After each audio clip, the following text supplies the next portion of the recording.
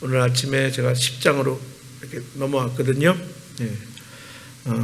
오늘 이렇게 정리하려고 우리 9장의 마지막 부분을 함께 우리가 읽었습니다. 마태복음 말씀을 이제 정리하면서 수요 오전 예배 귀한 은혜를 나누는데요. 그 세 번째 시간인데, 자, 오늘은 마태복음 8장과 9장을 또 따로 돌아가셔서 또 읽으시면 더 큰 은혜가 될 것입니다. 자, 마태복음 8장과 9장을 살펴보면 예수님의 치유 사역이 나옵니다. 자, 마태복음 5장, 6장, 7장은 산상수훈의 말씀, 즉 가르침입니다. 그리고 8장과 9장은 예수님의 치유 사역이에요. 그래서 이제 이 치유 사역을 통해서 자, 하나님의 뜻을 행하는 자, 그런 치유, 어떻게, 무엇을 행할 것인가 하는 거예요. 그래서 예수님의 제자됨, 예수님의 일꾼됨이 과연 이 예수님의 치유 사역을 통해서 우리가 한번 생각해 보고 또 은혜를 나누고자 합니다. 자, 우리가 오늘 짧게 읽은 마태복음 9장 35절에 보면요. 자, 예수님의 3대 사역이 나와요. 자, 그 3대 사역이 뭐냐? 다시 한번 읽어볼까요? 35절. 예수께서 모든 도시와 마을에 두루 다니사 그들의 회당에서 가르치시며 천국 복음을 전파하시며 모든 병과 모든 약한 것을 고치시니라. 예수님의 가르침, 또 전파하심, 그리고 치유, 고치심. 자, 이것을 예수님의 3대 사역이다, 이렇게 말합니다. 그래, 예수님의 가르침과 복음 전파와 치유함, 그렇죠? 자, 근데 이게요, 우리가 읽은 9장 35절만 기록되어 있는 것이 아니라 이 앞서도 기록되어 있어요. 4장 우리 23절인가요? 네, 4장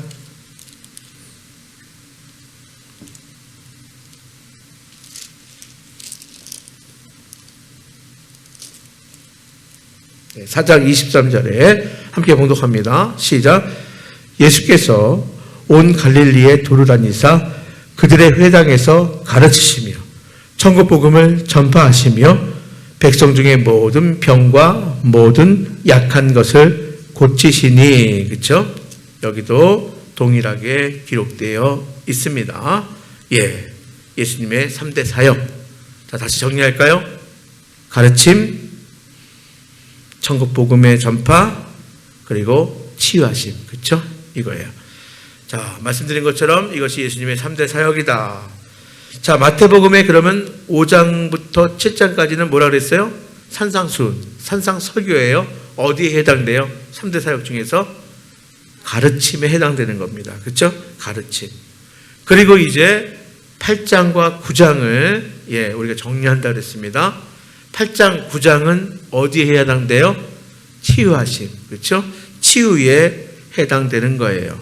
자, 8장, 9장에 나오는 많은 기적, 또 예수님의 기적을 이적이다, 표적이다. 하지만 자, 이 기적이 바로 치유였어요. 치유를 기록하고 있습니다. 자, 이를 통해서 뭐예요? 복음 선포, 그러니까 선포하심의 핵심을 보여주는 거예요. 그러니까 산상수훈을 통해서 결국 뭐예요? 천국 복음, 그렇죠? 천국 복음, 그것을 가르치시고 또 기적, 치유를 통해서 이 천국 복음의 핵심을, 그렇죠, 보여주고 있는 것입니다. 그러니까 결국은 마태복음의 주제를 제가 뭐라 그랬어요? 하늘나라, 하나님의 나라, 그렇죠? 천국, 이게 주제예요. 자, 이것을 가르치시고 뭐요? 치유하시고, 그리고 뭐요? 선포하심으로, 그렇죠? 전파하심으로 이렇게 우리에게 예수님의 3대 사역을 통해서 이루시는 거예요. 자, 이제 정리가 되죠? 그래서 이제 오늘, 자, 아침에 우리가 보았어요. 마태복음 10장으로 넘어갔는데 오늘 아침에 새벽에 본문 말씀이었던 마태복음 10장은 이제 제자들에게 뭘 줘요? 권능을 주셔요. 그렇죠? 자, 뭐 하도록 권능을 주는 거예요? 마찬가지예요. 가르치고, 치유하고, 그리고 선포하도록 권능을 주어서 결국 뭐예요? 이 제자들이 예수님이 행한 이 3대 사역을 가서 행하게 하는 거예요. 근데 이제 이것은 복음서에 나오는, 이 마태복음 10장에 나오는 제자들을 파송하는 것은 일종의 뭐냐면 훈련과 같아요. 훈련과. 그렇죠? 훈련과 같아서 좀 이상하죠. 이방인 마을에 들어가지 말고 사마리아 땅, 이방인처럼 여기는 혼혈인들이에요. 사마리아 마을에 들어가지 말라. 이것은 복음을 이방인들에게 전하지 말아라 하는 의미가 아니라 먼저는 뭐예요? 가까이. 그렇죠? 이스라엘 백성들에게 내 가까이. 그러니까 이 훈련의 의미가 있어요. 내 가까운 곳에서. 그러니까 마찬가지예요. 자, 내가 지금 이곳에서 뭐예요? 이제 예수님께서 우리를 선택하셨어요. 부르셨어요. 제자로. 그럼 우리가 예수님의 사역을 감당해야 돼요. 그럼 먼저 어떻게 해야 돼요? 가장 먼저 가까이. 그렇죠? 가까이. 자, 내가 특별하게 이제 단기든 장기든 평생이든 다른 문화권 이방인들을 위한 이민족을 위한 그렇죠? 네, 선교사로 내가 부름받았어요. 마찬가지예요. 그곳에 가서 뭐예요? 그곳에 가서도 마찬가지예요. 처음엔 어떻게 하는 거예요? 먼저 가까이. 그렇죠? 가까이. 내 곁에 내 가까이 있는 사람에게 뭐 하는 거예요? 가르치고 치유하고 뭐예요? 천국 복음을 전파하는 것. 이 예수님의 사역을 감당하는 거예요. 그러니까 우리가 그리스도인은 선택받고 부름받았다 그랬잖아요. 우리가 제자로 부름받았어요. 그럼 내가 있는 곳에 가까이 나아가서 땅끝까지 모든 민족에게 뭐예요? 할 수 있는 한 바로 이 일. 무슨 일? 예수님의 3대 사역을 하는 거예요. 그러니까 우리는 이걸 잘 훈련받고 준비해야 우리가 그 사역을 하는 거예요. 가르치고 뭘요? 천국 복음을, 하나님 나라를. 그리고 뭐예요? 치유하고 어떻게? 권능을 받아서 치유하는 거예요. 예수 이름으로 기도하는 거예요. 자, 우리에게는 뭐예요? 바로 그런 능력을, 그런 권능을 우리에게 주시는 거예요. 그리고 이 모든 것을 통해서 천국 복음을 선포하는 것, 전파하는 것. 그렇죠? 여러분, 그렇습니다. 그냥 우리 교회 한번 와보세요. 인도도 물론 중요한 일입니다. 근데 거기서 끝나는 것이 아닙니다. 이 사역을 감당해야 하는 것입니다. 자, 그래서 바로 10장으로 그렇게 이어진다는 거예요. 제자들에게 왜 권능을 주어서 왜 예수님이 행하신 일들을 가깝게 먼저는 이스라엘 백성들, 유대인들에게 먼저 행하라고 하느냐. 바로 그런 의미가 있는 거예요.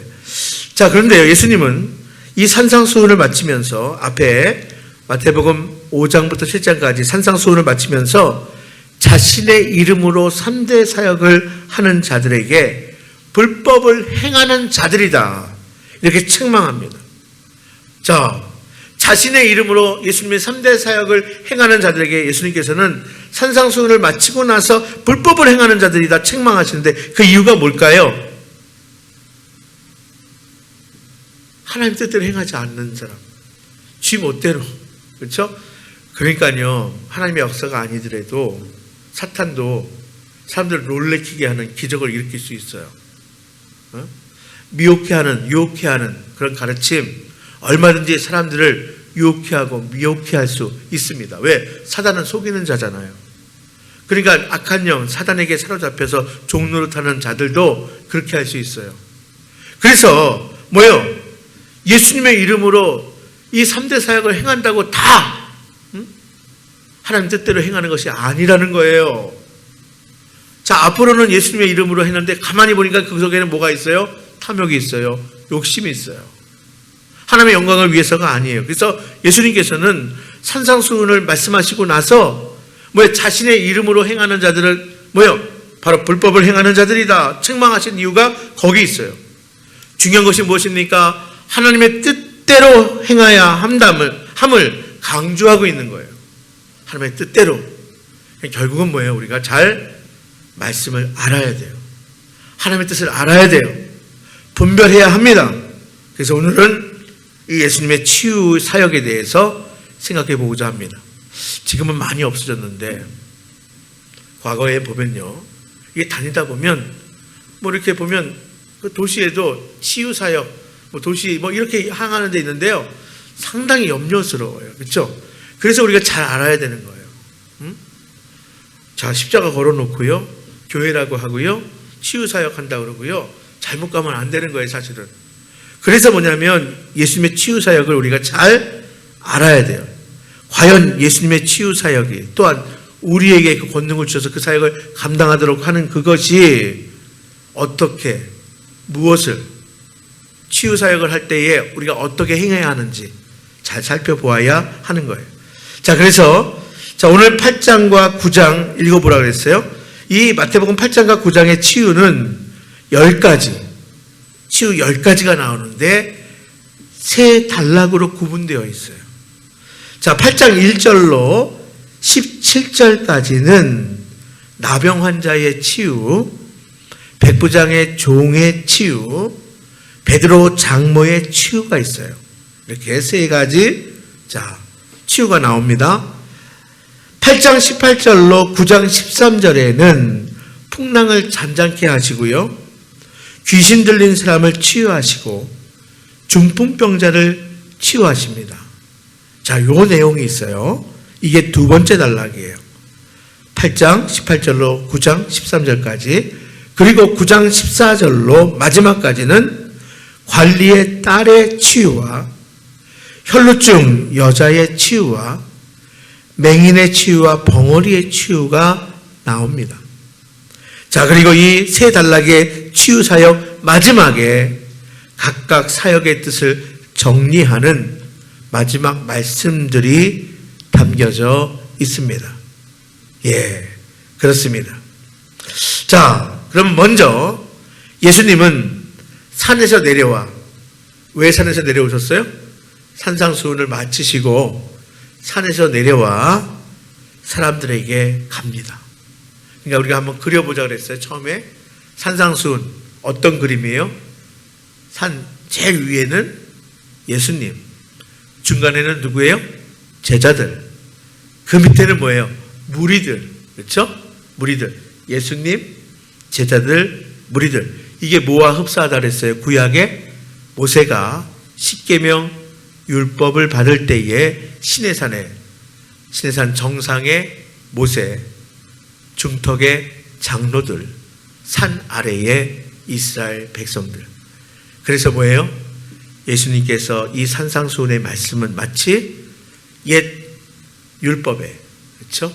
십계명을 비롯한 율법의 새로운 가르침이라고 할 수 있는 거예요. 자, 그래서 제가 그 말씀을 드렸고요. 자, 말씀드린 것처럼 산상수훈은 마치 모세가 전한 율법같이 산 위에서 선포되었고요, 하나님 백성들이 따라야 할 복된 말씀이에요. 하나님 나라에 살아갈 가치, 기준이 되는 말씀이다. 자, 그러나 여러분 기억하십시오. 이제 예수님이 어떻게 하세요? 산 아래로 내려왔어요. 누구에게로? 사람들에게 갑니다. 아무리 좋은 말씀도 산 아래의 산 아래의 삶의 현장에 사람들의 일상에서 행해지지 않으면 공허한 거예요. 자, 예수님의 산상 변모 사건이 있었습니다. 산 위에서 예수님께서 누가 봐도 와, 그리스도시다, 누가 봐도. 자, 그래서 제자들이 뭐라고 이야기해요? 여기가 좋사오니, 여기가 좋사오니, 여기에 초막 셋을 짓고, 그렇죠? 이렇게 이야기해요. 자, 그런데 보세요. 이 산상수훈의 말씀이 아무리 기가 막힌 말씀이라 하더라도 산 위에만 머물면 우리의 삶, 그 현장에, 우리의 삶, 사람들의 그 삶의 일상에 이제 행해지지 않으면 너무나 공허한 거예요. 내가 아무리 하나님의 말씀을 듣고 은혜 받아도 이것을 준행하지 않으면 그것은 너무나 공허한 거예요. 아무것도 아닌 거예요. 말씀의 능력 있습니다. 근데 말씀의 능력을 내가 듣고만 행하지 않으면 아무 소용이 없어요. 우리가 순종해야 돼요. 행해야 돼요. 예수님은 산에서 내려와 찾아오는 사람들을 환대합니다. 병으로 고통받고 있는 사람들을 찾아갑니다. 보세요. 예수님을 찾아오기도 하고요, 또한 예수님은 찾아가기도 합니다. 그리고 그들을 찾아오는 사람은 환대하고요. 필요한 곳에 예수님은 찾아가서 치유하십니다. 말씀으로 치유하실 때도 있지만 때로는 부정하다, 당시에 그렇죠? 율법에서 부정하다, 접촉하면 안 된다, 금지한 것까지도 예수님은 손을 대가면서 그렇게 만지시며 고치셨어요. 그러니까 예수님이 치유하실 때 그래요. 전능하신 하나님, 말씀으로 고칠 수 있어요. 근데 때로는 부정하다, 여기는 것까지 손을 대고 만지시고 고치시고 다양한 방법. 자, 예수님께서는 그래서 이런 모습을 통해서 결국 뭐예요? 천국 복음을 선포하시는 거예요. 자, 예수님께 처음 나온 사람이 보세요. 나병 환자예요. 예수님은 유대인으로 존중받지 못하고 죄인으로 쫓겨난 나병 환자를 치유해서 공동체로 돌아가게 합니다. 당시, 지금은 아니에요. 지금 나병은 그렇게 대하지 않아요. 당시에는 나병은 종교적인 문제까지도 있었습니다. 자, 그래서 이 나병 환자는 전염성 때문에도 격리시켜야 되지만 또한 공동체에서 밖으로 나갔어야 되는 거예요. 그리고 나병이 만일에 기적적으로 고침받아도 그냥 돌아갈 수 없는 거예요. 제사장에게 가서 확인받고 공동체로 돌아갈 수, 가정으로 돌아갈 수 있었어요. 근데 예수님께 처음 나온 사람이 나병 환자라는 거예요. 자, 두 번째는요, 로마 군대의 백부장의 종이에요. 로마 군대의 백부장의 종. 우리 역사로 경험하자 보면, 우리가 일본의 식민 통치를 받았을 때에 일본의 장교의 일하는 사람, 아니면 일본군 무슨 군인 정도 되겠죠. 예, 그런 거예요. 예수님은 누구예요? 자, 예수님은 하나님의 아들이시지만 이 땅에 오실 때 유대인으로 오신 거예요. 유대인으로. 응? 자, 그런데 두 번째는 로마 군대 백부장의 종이었어. 하인이었어. 백부장은요, 이방인이에요. 그리고 나라적으로 이야기하면 뭐냐면 식민 통치를 하고 있는 나라예요. 응? 그러니 이방인은 원래 유대인들이 만나기를 꺼려 했어요. 게다가 뭐냐면 로마의 군인, 백부장의 종이에요. 근데 예수님은 말씀으로 이 백부장의 종을 고쳐주셔요. 세 번째 찾아간 사람은, 예수님이 찾아갔어요. 이번에는 베드로의 장모예요. 자, 그런데 베드로의 장모니까 베드로 이제 예수님의 제자에다가 수제자, 특별하다 생각을 하지만 가만히 보세요. 열병이에요. 자, 베드로 장모하면 남자입니까? 여자입니까? 여인이에요. 사실 당시에 너무 죄송한 얘기지만 좀 하찮게 여겼거든요. 거기에 여인의 열병은 역시 마찬가지예요. 유대인들이 꺼려하는 그런 질병인 거예요. 여인의 열병입니다. 자, 보세요. 유대인 나병 환자, 이방인, 종, 그리고 여자 열병 환자 모두 당시에 유대교에서 접촉 자체를 금했던, 가까이 가는 것을 금했던 이런 사례예요. 예수님의 치유는 이렇게 배척받고 차별받는 사람들을 어떻게 했어요? 배려합니다. 환대합니다. 그리고 공동체로 회복하는 거예요. 제가 하나님 나라, 자, 우리가 하나님 나라 살아가는데 제가 몇 가지 단어들을 이야기하잖아요. 그 중에 자주 반복하는 게 뭐예요? 배려와 환대예요. 네. 저희 선배님이 어제 이제 다 지방일을 마치고 굉장히 피곤하더라고요. 문자 하나를 보내오셨어요. 저한테. 전 참 위로가 되고 격려가 되는, 자, 힘든, 어떻게 보면 은혜롭게 잘 마쳤지만 하루를 보냈는데, 그냥 저에게 개인적으로 저를 늘 응원해 주시는 분이니까, 예. 목사님, 배려하시고 무례하지 않으시는 목사님의 언행과 행동에 감동받았습니다 하는 거예요. 우리가 자칫 회의석상에 나와 의견이 다르거나 할 때에는 그런 태도를 보이지 못할 수 있어요. 자신의 감정을 통제하지 못할 수 있어요. 나하고 입장이 다르다고 해서. 그래서 여러분, 우리는요, 우리 일상의 삶도 역시 마찬가지입니다.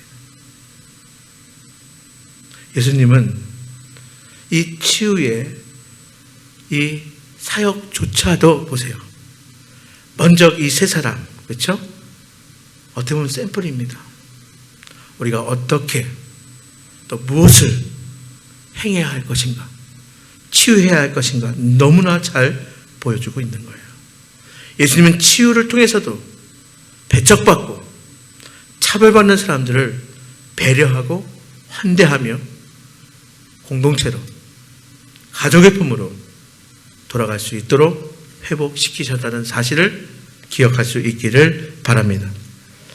산에서 내려왔을 때에 많은 무리가 따랐어요. 우리가 8장 1절의 말씀에 보면 이렇게 기록돼요. 예수께서 산에서 내려오시니 수많은 무리가 따르니라. 예, 가르침이 평범하지 않거든요. 당연합니다. 자, 수많은 무리, 많은 무리가 따랐습니다.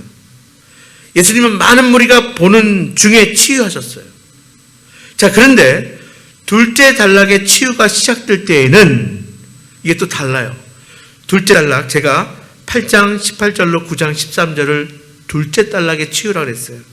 근데 이 둘째 단락의 치유가 시작될 때에는 자기를 둘러싼 수많은 무리들을 피해서 건너편으로, 어디 건너예요? 갈릴리 호수의 건너편으로 가자 말씀하십니다. 자, 확인해 보겠습니다. 8장 18절 말씀, 8장 18절 말씀 우리가 함께 볼까요? 예수께서 무리가 자기를 애워싸는 것을 보시고 건너편으로 가기를 명하시니라. 자, 이게 두 번째 단락의 치유가 여기서부터 시작되는 거예요. 자, 그러면서 제자들에게 나를 따르라 이렇게 말씀하세요. 자, 쭉 보면 이제 쭉쭉쭉 보면서, 자, 22절의 말씀에 보면, 자, 22절 예수께서 이르시되 죽은 자들이 그들의 죽은 자를 장사하게 하고 너는 나를 따르라. 예. 자, 장사 지내는 이 일은 맡겨두고 이제 너는 나를 따라라 이렇게 말씀하세요. 예. 자,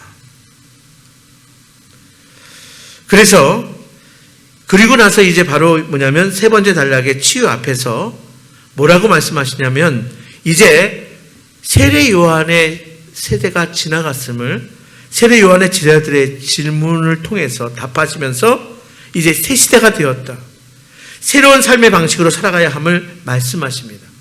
자, 그래서 우리가 뭐예요? 새술은 세부대에 그 말씀을 하시는 거 아니겠습니까?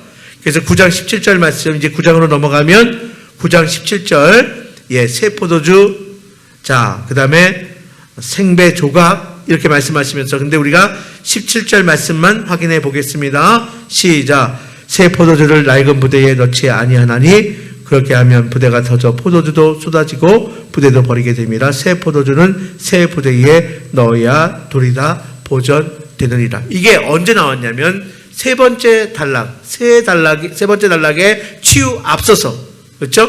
자, 첫 번째 단락의 치유를 마치고 나서는 이제 무리를 떠나서 나를 따라라 제자들에게 말씀하시고, 그리고 세 번째 단락 전에 이제 새 시대, 이제 복음의 시대, 이제 열렸음을 강조하면서 뭐예요? 새 술은, 새 포도주는 새 부대에 담아야 한다 이렇게 말씀하셨어요. 자, 그래서 뭐냐면 무슨 얘기예요? 이런 과정이, 즉 치유가, 우리가 오늘 함께 나누는 그 치유가 병든 자를 고치는 것만이 아니라 결국 뭐예요? 하나님의 나라, 이것을 선포하시고 이제 새 시대 새로운 방식으로 살아가는 제자의 삶임을 보여주는 거예요. 그러니까 치유가 단순하게 병든 사람을 고치는 것, 여기 끝나지 않고 이 치유의 사역을 통해서 결국 뭐예요? 천국 복음을 선포하시는데, 이제 새 시대 새로운 방식으로 살아야 함을 제자들에게, 또 오늘 우리 그리스도인들에게 그리스도인의 삶을 보여주고 가르쳐 주고 계시는 거예요. 자, 그래서 보면 이제 세 번째 단락의 치유의 사역마다 이제 조금 달라지는데, 세 번째 단락에서는 치유 사역마다 말씀으로 마무리하십니다. 자, 그래서 우리 한번 찾아보겠습니다. 자, 우리가 흔히 첫째 단락 후에는 뭐냐면, 자, 우리 8장 17절 말씀이에요. 8장 17절. 첫 번째 단락 치유를 마치고 말씀으로 마무리하시는데, 첫 번째 단락, 자, 17절 말씀 함께 봉독합니다. 이는 선지자 이사야를 통하여 하신 말씀에 우리의 연약한 것을 친히 담당하시고 병을 짊어지셨도다 함을 이루려 함이니라. 단순하게 치유 사역만 한 게 아니라 첫 번째 단락 치유를 마치고 말씀으로 마무리하시고, 두 번째도 역시 마찬가지예요. 두 번째 치유 사역 후에는, 자, 9장 13절이에요. 9장 13절 말씀 함께 봉독합니다. 자, 시작. 너희는 가서 내가 공의를 원하고 제사를 원하지 아니하노라 하는 뜻이 무엇인지 배우라. 나는 의인을 부르러 온 것이 아니요 죄인을 부르러 왔노라 하시니. 두 번째 치유 사역 하시고 두 번째 단락 마치고, 자, 이 말씀으로 마무리하십니다. 세 번째 치유 사역 단락 후에는 9장 37절 38절 말씀, 오늘 우리가, 자, 마지막 9장 마지막이에요. 함께 봉독합니다. 시작. 이에 제자들에게 이르시되 추수할 것은 많되 일꾼이 적으니 그러므로 추수하는 주인에게 청하여 추수할 일꾼들을 보내주소서 하라 하시니라. 아멘. 예. 그러니까 뭐냐면, 자, 세 단락으로 치유 사역 하셨다 그랬어요. 근데 이 세 단락의 치유 사역 마무리는 다 뭐로요? 말씀으로 정리하십니다. 무슨 뜻이에요? 이 마무리 말씀을 통해서 예수님의 치유 사역의 목적, 하나님의 뜻이 무엇인지 보여주는 거예요. 즉, 하나님의 뜻대로 행함의 의미를 잘 보여주고 있는 거예요. 그러니까 단순히 병을 고치는 것, 여기서 끝나는 것이 아니라 바로 이 치유 사역을 하는 목적이 무엇인지, 그리고 하나님의 뜻대로 행해야 함을, 그 의미를 보여주고 있습니다. 특히 마지막에 보면 백성을 불쌍히 여기시며 추수할 일꾼을 구하는 그 말씀, 그러니까 제자가 바로 치유의 일꾼임을 분명히 하고요. 10장으로 넘어가면서 이제 뭐로 나와요? 제자들을 파송하는, 나가서 이 3대 사역을 할 수 있도록 권능을 주고, 그렇죠? 가르치고 치유하고 고치고 전파하는 그 일을 맡기십니다. 자, 예수님께서 이 치유 중에, 자, 사실은 이 그 말씀이 없어도 다 이 의미인데요. 예수님은 치유 중에 내 믿음대로, 이렇게 내 믿음대로 되라, 이렇게 선포합니다. 예수님이 치유 중에. 그러니까 단순히 그냥 뭐냐면 치유하실 때 내 믿음대로 되라, 네 믿음대로. 그러니까 예수님께서는, 자, 이 치유는 주님의 능력이지만 그 과정과 결과는 뭐에 달려 있다는 거예요? 믿음에 달려 있다는 거예요. 제가 혈류증 걸린 여인, 그렇죠? 중간에 쏙 껴줬어요. 관리에, 그렇죠? 딸을 고치러 가는 길에 중간에 마치 샌드위치처럼 딱 껴있어요. 그 내용이. 수많은 물에 이리 밀리고 저리 밀리다가 뭐예요? 아니, 예수님의 옷자락을 만진 사람이 그 여인 한 명뿐이었겠어요? 아니에요. 예수님과 몸을 부딪힌 사람이 그 한 명뿐은 아니었을 거예요. 자, 그런데 이 혈류증 여인은 뭐예요? 믿음을 가지고 옷자락을 만졌어요. 예수님이 아셨어요. 능력이 빠져나갔음을. 자, 그때 뭐예요? 내 믿음대로 된 거예요. 믿음대로 고침 받은 거예요. 그러니까 치유는 분명히 주님의 능력이에요. 하나님의 능력이에요. 그러나 그 과정과 결과는 믿음에 있다는 것을 보여주고 있는 거죠. 나병 환자, 이방인, 여자, 중풍병자, 그 누구라도 뭐예요? 믿음으로 구원받는다는 거예요. 예수님의 치유의 또 특징이 뭐예요? 구원받았다는 거예요. 내가 나음을 입었다, 이거 네가 구원을 받았다, 구원을 받았다, 이렇게 표현해요. 그 누구라도, 이방인이라도, 여자라도, 유대교에서 금기시하는, 접촉해서는 안 되는 그 누구라 하더라도 그 누구라도 믿음으로 구원받았음을 선포하고 있는 거예요. 자, 예수님도 믿음으로 치유했으며 제자들에게 요구하는 것도 동일했습니다. 오늘 그리스도인 된, 오늘 예수님의 제자된 우리도 마찬가지예요. 동일하게 우리 주님은 요구하고 계십니다. 뭐예요? 믿음입니다. 믿음이에요. 여러분, 마지막 치유, 예수님의 마지막 치유, 세 번째 단락의 마지막 치유가 뭐냐면 맹인과 벙어리예요. 그렇죠? 맹인. 살짝 말씀드리면 그전에도 말씀드린 것 같은데 소경이라는 건 옛날 번역에 소경 아니에요. 맹인입니다. 맹인. 눈을 못 보시는 분들, 또 시력이 극도로 약한 분들, 이런 분들도 사실은 소경이라는 표현, 소경, 이 옳지 않은 표현이고요. 맹인입니다. 잘 번역해서 바로 잡았는데 마지막 치유가 이 맹인과 벙어리인데요. 바리새인들은 역시 마찬가지예요. 맹인과 벙어리를 차별했습니다. 그러나 예수님은 그들을 환대하고 고쳐 주셨습니다. 자, 근데 예수님께서는 또 비유를 통해서 말씀하는데 누가 과연 맹인이고 누가 벙어리인가 하는 거예요. 눈은 떠 있지만 맹인이 있잖아요. 볼 걸 못 보는 사람이 있어요. 과연 누가 맹인이고 누가 벙어리인가? 여러분, 바르게 보고요. 바르게 듣고요. 바로 이것이 믿음이고 그리스도인이며 예수님의 제자임을 기억할 수 있기를 바랍니다. 우리 주님의 제자, 그렇죠? 우리 그 환대와 치유의 일꾼들 다 될 수 있기를 주님의 이름으로 축복합니다. 네.